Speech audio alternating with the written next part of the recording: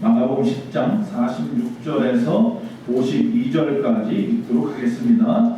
그들이 여리고에 이르렀더니 예수께서 제자들과 허다한 무리와 함께 여리고에서 나가실 때에 디메오의 아들인 맹인 거지 바디메오가 길가에 앉았다가 나사렛 예수시란 말을 듣고 소리질러 이르되 다윗의 자손 예수여 나를 불쌍히 여기소서 하거늘 많은 사람이 꾸짖어 잠잠하라 하되 그가 더욱 크게 소리질러 이르되 다윗의 자손이여 나를 불쌍히 여기소서 하는지라. 예수께서 머물러 서서 그를 부르라 하시니 그들이 그 맹인을 부르며 이르되 안심하고 일어나라 그가 너를 부르신다 하매 맹인이 겉옷을 내버리고 뛰어 일어나 예수께 나아오거늘 예수께서 말씀하여 이르시되 내게 무엇을 하여 주기를 원하느냐. 맹인이 이르되 선생님이여 보기를 원하나이다. 예수께서 이르시되 가라 내 믿음이 너를 구원하였느니라 하시니 그가 곧 보게 되어 예수를 길에서 따르니라. 할렐루야.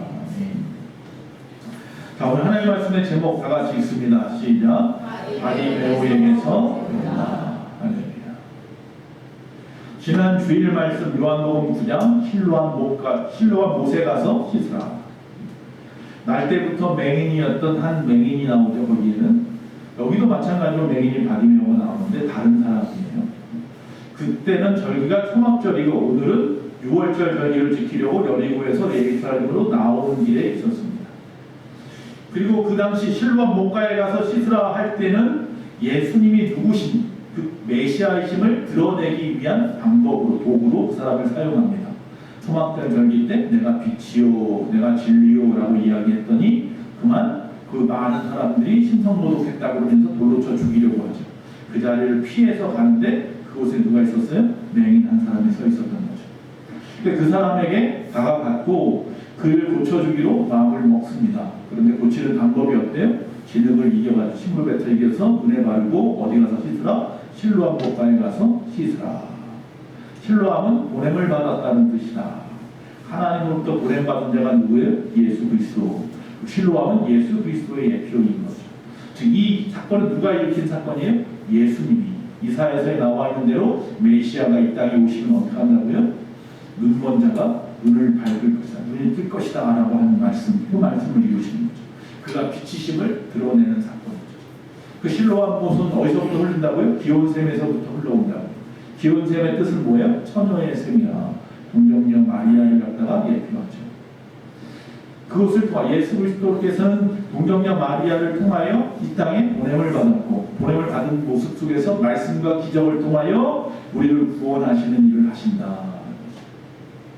자, 오늘 말씀에 나와 있는 이 바디메오는 그 사건하고는 다른 사건입니다. 자, 오늘은 앞에서 말씀드린 대로 마지막 6월절 절기를 지키려고 지금으로 말하면 종려주일 들어가기 전에 이제 드디어 여리고에서 예루살렘으로 오고 있는 길이에요.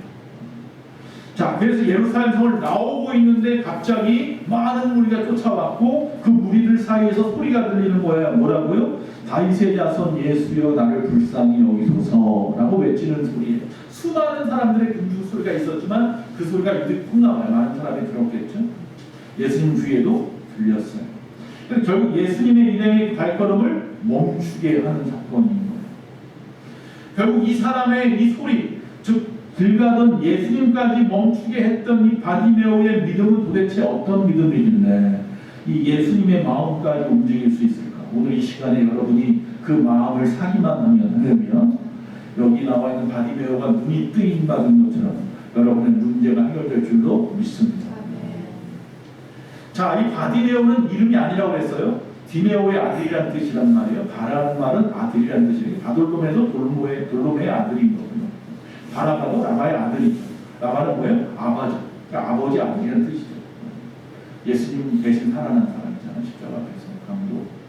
자, 이 바라는 의미는 그런 의미로 씁니다. 이 바디메오, 즉 디메오의 아들이 잘 알려진 사람인 거예요. 그 아버지가. 그래서 이 아들이 어려서부터 소경이었음을, 맹인이었음을 많은 사람이 이미 알고 있기 때문에 이 사건은 결국 뭐예요? 하나님이신 예수님, 메시아, 이사야서에서 말한 메시아의 사건임을 모든 사람이 또 역시 알게 된 사건입니다.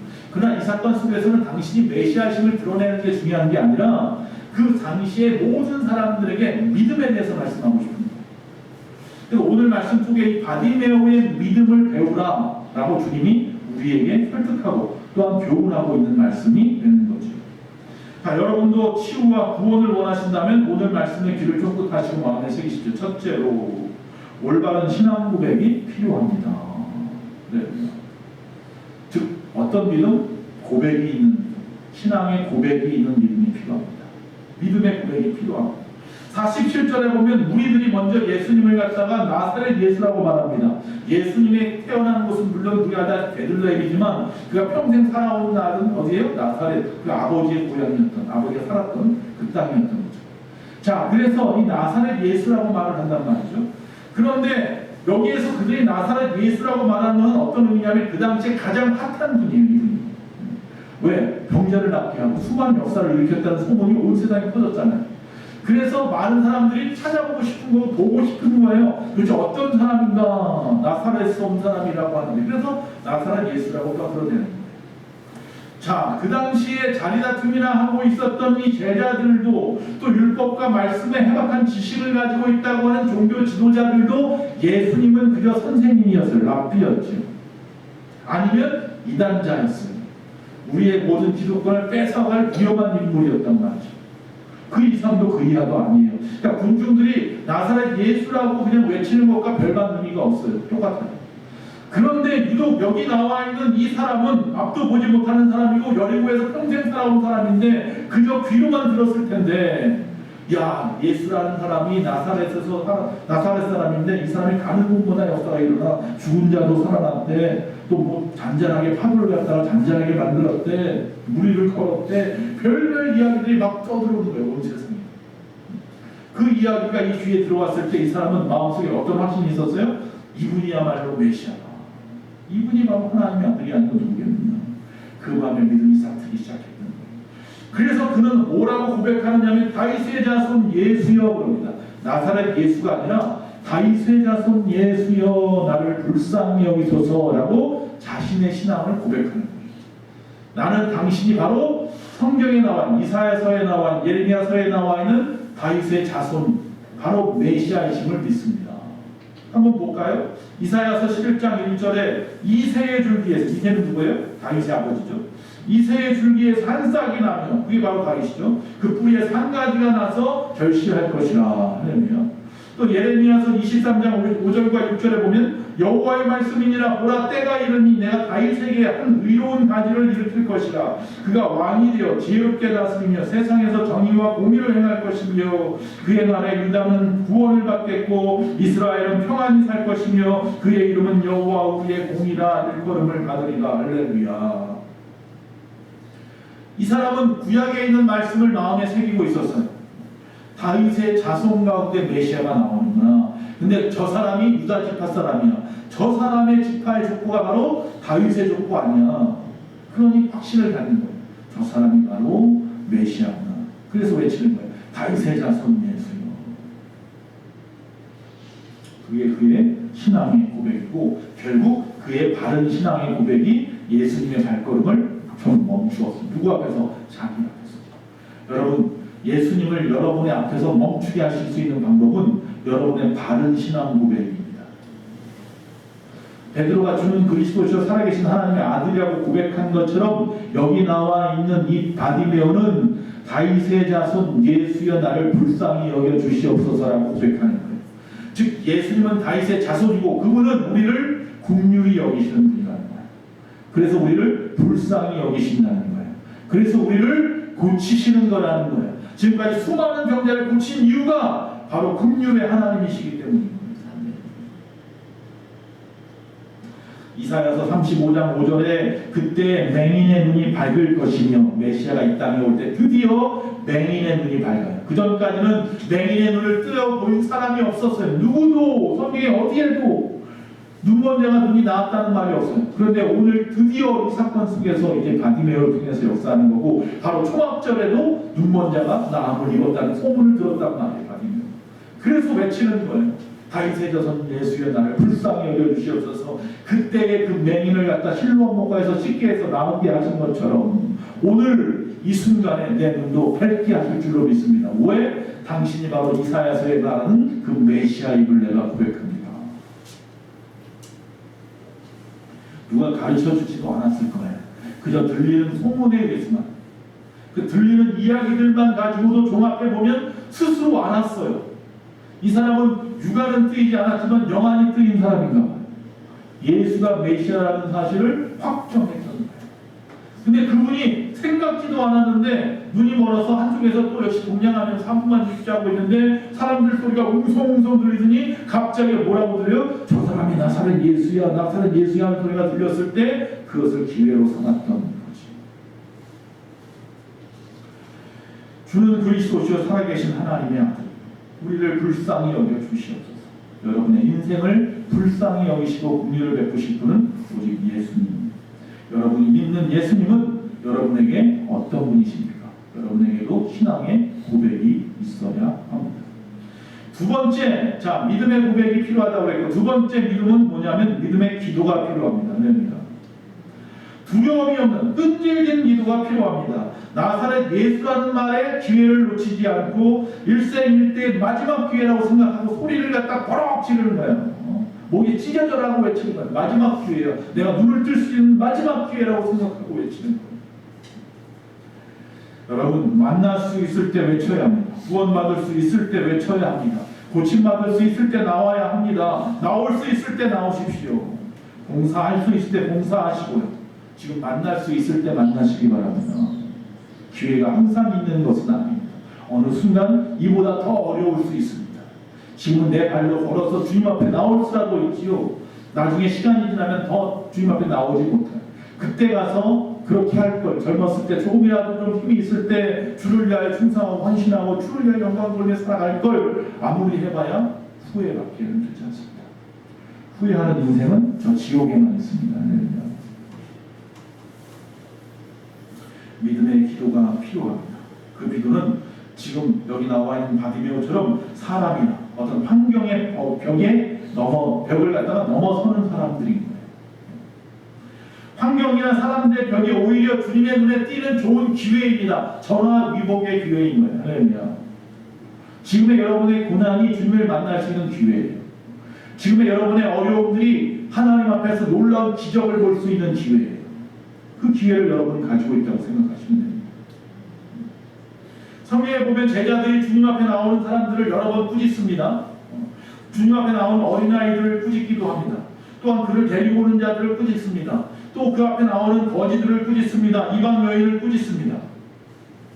오늘 바디메오도 그렇고요. 수많은 사람들 주님 앞에 나오는 것을 자꾸 꾸짖어요, 제자는. 그런데 예수님은 귀신을 꾸짖습니다. 오히려 병을 꾸짖고요, 사탄을 꾸짖고요, 바람과 파도를 꾸짖습니다. 오히려 그런 제자들을 꾸짖고 계십니다. 주님 앞에 나아갈 수 있을 때 나오셔야 합니다. 제자된 모습으로서 혹시라도 우리가 교회 안에서 누군가의 그 길을 막고 있지는 않은지, 나 때문에 누군가가 예수님 앞에 나올 수 있는 기회를 놓치고 있지는 않은지 내 자신을 좀 돌아봐야 합니다. 자, 사람이나 환경의 벽을 넘어서야 된다고 말씀했습니다. 그런 기도를 하라고 했습니다. 또 하나, 끈기가 좀 필요합니다. 인내가 좀 필요합니다. 그런 그 장벽에 어떤 두려움도 없었습니다. 그래서 끈기 있게 예수님께서 자기에게 눈을 돌릴 수 있도록 큰 소리로 계속해서 외치고 있는 것입니다. 마치 약복강가에서 천사와 씨름하는 누구? 야곱처럼 말이죠. 나에게 복을 주지 않으면 절대로 놓지 않겠습니다. 예수님의 그 비유의 말씀처럼 말이죠. 불의한 재판관 앞에서라도 이 문제의 억울함을 해결해달라고 하는 과부, 그 사람을 갖다 고쳐주고 해결해주고 싶어서가 아니라 안 그러면 매일 찾아오는 게 귀찮아서라도 그 문제를 해결해주지 않겠느냐. 하물며 하나님께서, 우리 주님께서 하느냐. 조금 힘들고 시간이 내 생각보다 길어지는 것 같더라도 조금만 더 인내하시기 바랍니다. 이처럼 영적으로 예수님을 만날 기회를 꼭 붙잡는 것, 이것은 천국 시민이 되는 비결입니다. 은혜 받을 기회를 놓치지 않고 매달려서 은혜를 받는 것, 이것이 바로 성숙한 신앙인이 되는 비결입니다. 놓치지 마십시오.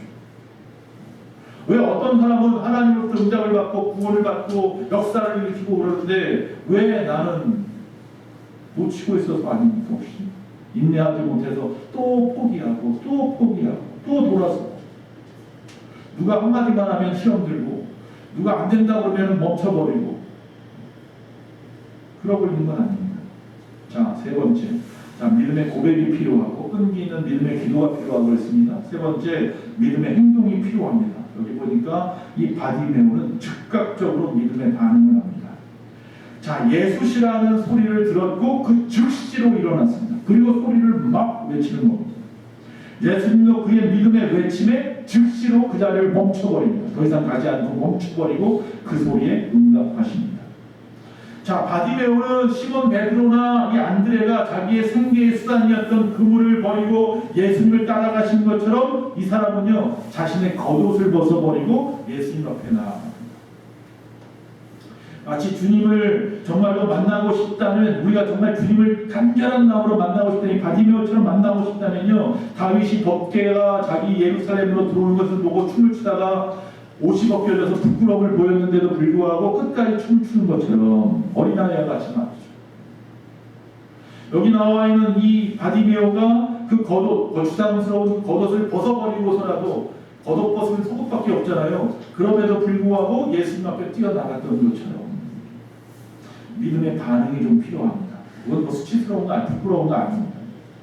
오히려 그의 겉옷은요 그의 거칠애와 같은 것이었고, 그의 겉옷은 그의 위선이었고, 그의 교만이었고, 그의 거짓이었습니다.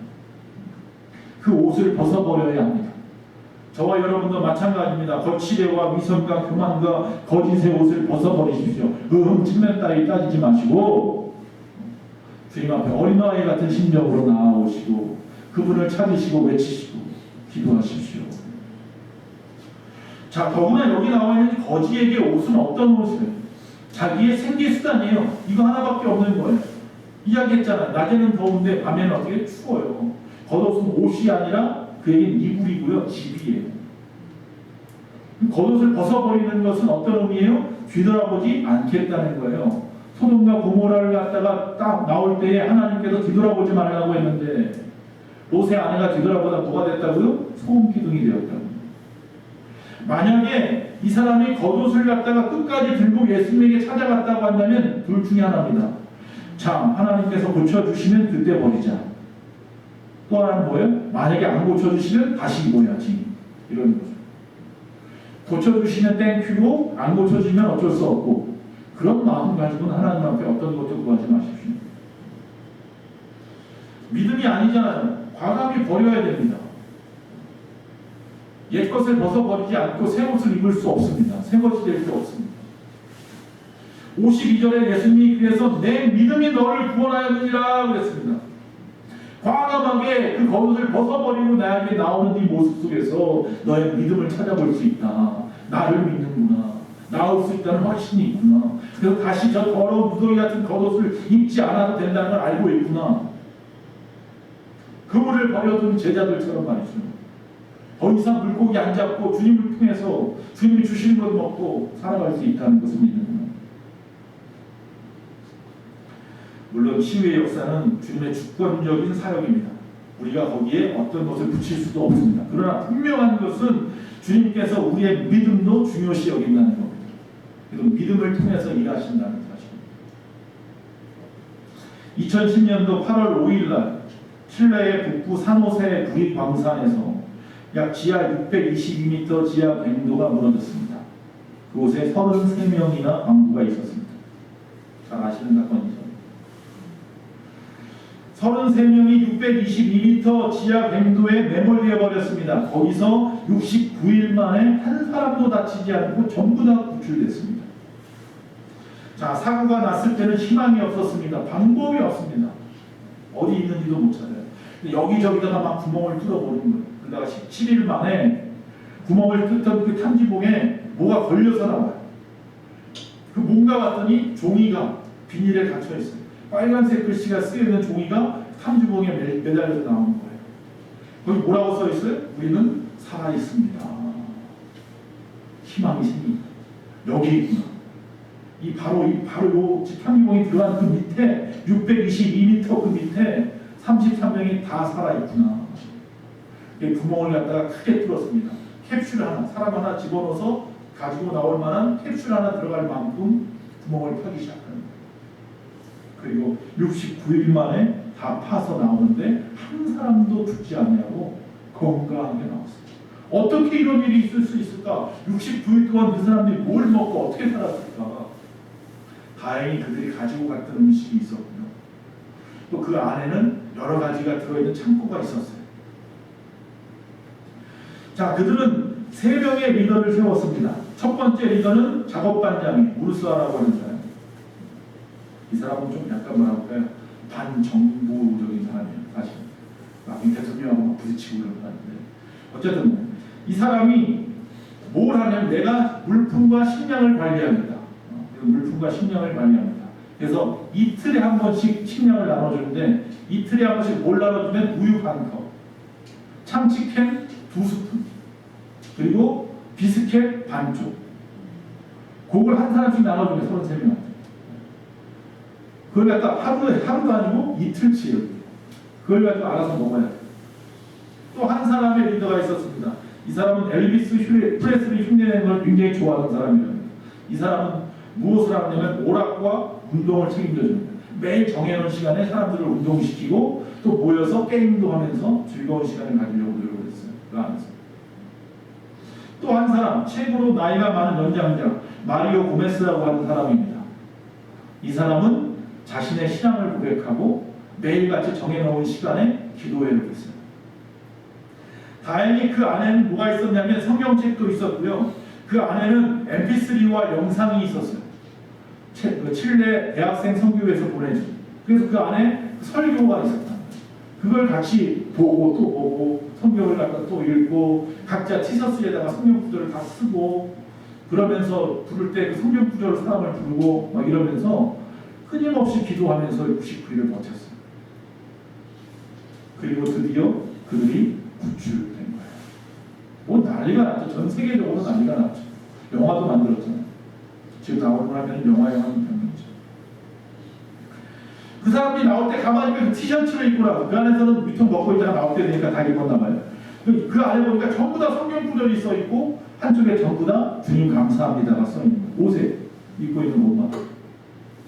그때 매스컴에서 언론에서 뭐라고 하냐면 저 사람들이 구출될 수 있었던 이유는 그들의 단결심과 그들의 인내심과 그들의 유머를 잃지 않았던 것과 또한 리더를 세운 조직력 때문이다 라고 말을 했어요. 근데 그 중에 구출되었던 한 광부가 아주 멋진 말로 한마디로 이야기를 했습니다. 우리는 땅 밑에서 하나님과 함께 있었으며 우리는 그분의 손을 잡았고 하나님을 잡은 손 때문에 우리는 구조를 확신했습니다. 622m 아래 깊은 사지에서 살아나온 사람들은 그들을 살려낸 것은 뭐다? 믿음이었다. 믿음은 보이지 않지만 모든 걸 가능케 하는 능력입니다. 우리를 움직이고 세상을 움직이는 힘이 믿음인 것입니다. 위기에 처할 때든지 아니든지 간에 우리에게 요구되는 것은 언제나 주님을 향한 믿음, 그 믿음의 행동입니다. 여러분 지금 어떤 믿음의 행동을 주님 앞에 보여드리고 있습니까? 이 시간 주님 앞에 나오는 믿음의 행동도 하나님이 기뻐하실 줄로 믿습니다. 네 번째, 믿음의 고백, 믿음의 기도, 믿음의 행동, 믿음의 응답입니다. 드디어 네 소원이 무엇이냐? 소원을 말해라 라고 말씀합니다. 예수님 바디메오의 소원이 무엇인지 다 알고 계십니다. 그러나 곧바로 고쳐주겠다 말하지 않습니다. 두 사람 사이에 먼저 인격적인 교류가 먼저입니다. 눈을 마주쳐야 합니다. 육체의 눈을 뜨는 것도 중요하지만 예수님을 갖다 인격적으로 먼저 만날 준비가 되어 있는 것이 중요합니다. 본질은 그것입니다. 눈을 안 떠도 됩니다.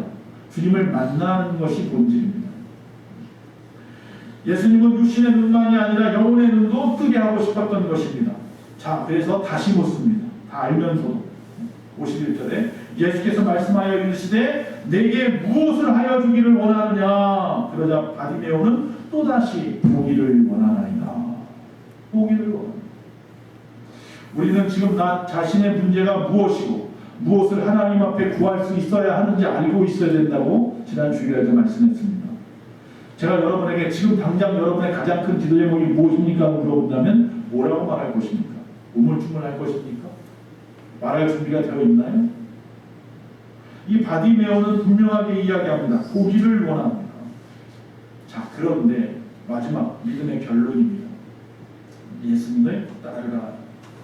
자, 예수님을 만나기 전에도 이 바디메오는 보기를 원했어요. 그래서 예수님을 만났을 때 예수님 앞에 나 보기 원합니다 라고 외쳤던 거예요. 그리고 예수님을 만나네요.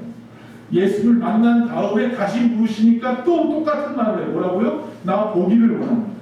자, 그런데 예수님 만나기 전에 그 사람이 보기를 원한 이유와 예수님을 만난 다음에 이 사람이 보기를 원한 이유는 전혀 달라요. 하늘과 땅 차이. 예수님을 만나기 전에 이 사람이 보기를 원한 이유는 눈 떠서 내 힘으로 일해서 돈 벌어서 집도 사고 아내도 맞이해서 자식도 낳고 이러면서 살고 싶은 거예요. 행복한 가정을 꾸미고 싶었던 마음이었을 거예요. 그런데 예수님을 만나고 나서 이 사람은 바뀌었어요. 52절에 뭐예요? 예수를 길에서 따른다. 즉 예수님을 따르기 위해서 눈을 뜨기 원하는 거예요. 아멘이야. 우리가 예수님 만나기 전에 소원과 예수님 만난 후의 소원은 같을 수 있어요. 그러나 같은 그 소원 속에 담겨져 있는 이유와 목적은 전혀 달라져야 되는 거예요. 질이 달라져요. 스스로 일해서 아름다운 가정을 만들겠다? 좋습니다. 그러나 예수님을 따르지 않는다면 그 가정은 지옥을 향해서 달려가는 가족입니다. 죄송합니다. 이전에 내가 정말 예수 만나고 예수님을 따르기 위함이 아닌 이전에 부자가 되고 건강해지겠다는 이유로 살았다면 다 좀 내려놓으십시오. 그리고 이제 다시 내가 부자가 되고 건강해지기 위한 기도를 하십시오. 뭐를 하기 위해서? 예수님을 따르기 위해서. 이해가 되십니까? 이전에 하나님 나 건강을 회복하게 해주세요라고 하는 기도는 이제 다 벗어버리고 다시 하나님 나 건강하게 해주세요라고 기도하시라는 거예요. 할렐루야. 똑같은 기도 제목이지만 하나님은 아십니다. 무엇을 원하여서인지. 오늘 말씀은 여기다 포인트를 맞추는 겁니다. 믿음의 고백, 기도, 행동, 응답, 결론은 예수님을 따릅니다. 그것을 위하여 믿음의 표현도 필요한 것, 행동도 필요한 것이고 믿음을 보이는 이유도 거기에 있는 것이에요. 오늘 여러분 예수님을 따르는 여러분이 되십시오.